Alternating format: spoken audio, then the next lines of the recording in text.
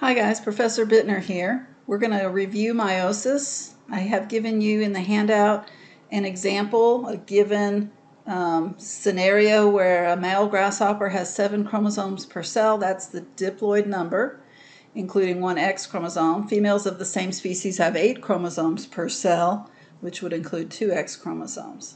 We're going to draw a cell from the male grasshopper, starting with the diploid cell, as it goes through the phases of meiosis to show the number of chromosomes in each cell, the form of the chromosomes, whether they're monads or dyads, and the organization of the chromosomes if they're lined up in a certain way or not.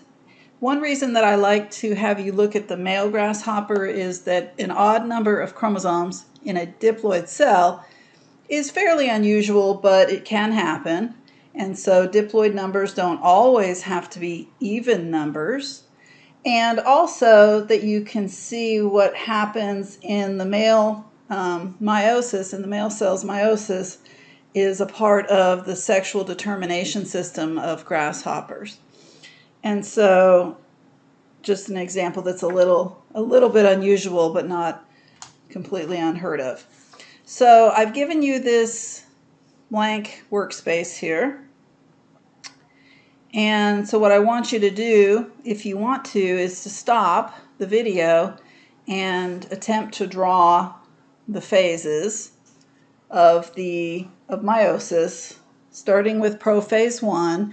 I usually start with a cell that has the chromosomes already in the tetrad formations, and then continuing through the rest of meiosis I, and then also meiosis II. So if you want to pause the video right now, that's a good opportunity to try it. Use pencil just in case you need to erase. All right, for those of you who want to move ahead, if you're ready, I'm going to show you what I drew, and so we'll talk about each of these stages that I drew. Okay, so the first stage is prophase I. Oops, where am I here? Okay. And in prophase I, you have the chromosomes. I drew them in their tetrads. So you have, I drew 2 really large size chromosomes in a tetrad, so that's synapsed. I have 2 kind of medium-sized chromosomes, 2 small chromosomes, and then here's the X chromosome. I drew it kind of medium-sized. And then I drew this little ... circle to indicate nothing. There's no other X chromosome in the male cells, but that's kind of the placeholder. In a female cell, that would be another chromosome there. Now in metaphase I, that's where the chromosomes line up. It doesn't have to be vertically the way I drew it. It can go this way, it can go any way, but typically it's drawn kind of vertically. And you can see how the spindle fibers, the spindle fibers that come from the left of the cell and from the right of the cell attach to the centromere of one dyad and then the centromere of the other dyad in the pair. So these are homologous pairs, and they're also in the dyad form. So the original cell had 7 chromosomes. This cell still has 7 chromosomes. It's still a diploid cell. As you move into anaphase, the anaphase cell is still diploid, but now I put some space in between, indicating the motion of the chromosomes. This group of dyads is going to one side of the cell. This group of dyads is going to the other. And by the time you get to telophase I, and cytokinesis is really what I've drawn, and you can see I had a little screw up here, so it's okay if you have a screw up. You can always erase. But this cell has 4 chromosomes, 1 large, 1 medium, 1 small, and 1 X chromosome. This cell just has 3 chromosomes, 1 small, 1 medium, 1 large, small, medium, large, and no X chromosome. So this cell would have 4 for the number, and this would have 3 for the number, and this would be the haploid number. So the haploid number of a cell would be the number of chromosomes in a haploid cell. In this case, there's 2 possibilities, 4 or 3. Now what I did was I tried to copy these drawings exactly to the top of the next page as best I could. Here we go. And so you can still see Each cell has a full set of chromosomes, as best as can be done in this case. And so each cell has a large, a medium, and a small chromosome. And then this cell has one X and this one doesn't. You don't have to draw that little placeholder, but it helps me to conceptualize what's happening here. So in prophase II, the chromosomes cannot synapse again because the homologous pairs have been separated into different cells. For example, the large chromosome is in this cell on one side, and then this other large chromosome, the homolog, is in a different cell now. Now, in metaphase II, the chromosomes line up in a single file line, much like they would in mitosis, in metaphase of mitosis, and in this case, the spindle fibers attach to sister chromatids.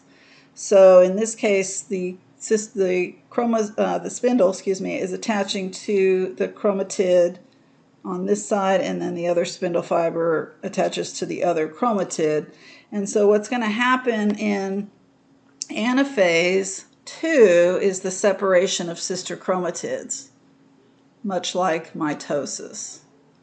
And then by the end, you have these 4 cells, each have monad chromosomes, but each have either 4 chromosomes or 3 chromosomes, which is, in this case, the haploid number of chromosomes. So when you start in the very beginning of meiosis, the cell has a diploid number of chromosomes, and the chromosomes are in the dyad form. Each cell in telophase I, or at the end of telophase I, is a haploid cell, but it still contains the dyad form of chromosomes.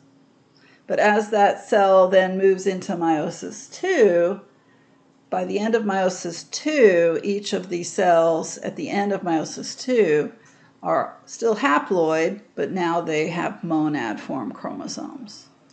So I ask a few questions at the bottom of the page.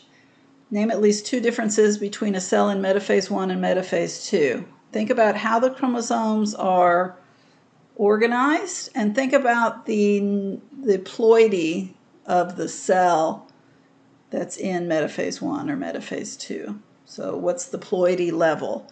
Diploid or haploid. You can also say monoploid if you like. The second question is, at what point in meiosis is the reduction from diploid to haploid first achieved?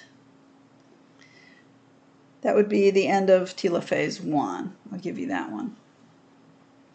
And then I say, can a cell ever be diploid but contain monad chromosomes? Now, when I say ever, I don't just mean in meiosis. I want you to think about cell cycle and mitosis as well. So, if yes, when would that be? Name me a specific time. There's more than one possible answer there. Can a cell ever be haploid and contain dyad chromosomes? If yes, when? There's more than one answer there. So my point is that the ploidy of the cell and the form of the chromosomes are 2 separate considerations. Something that you want to be very clear about.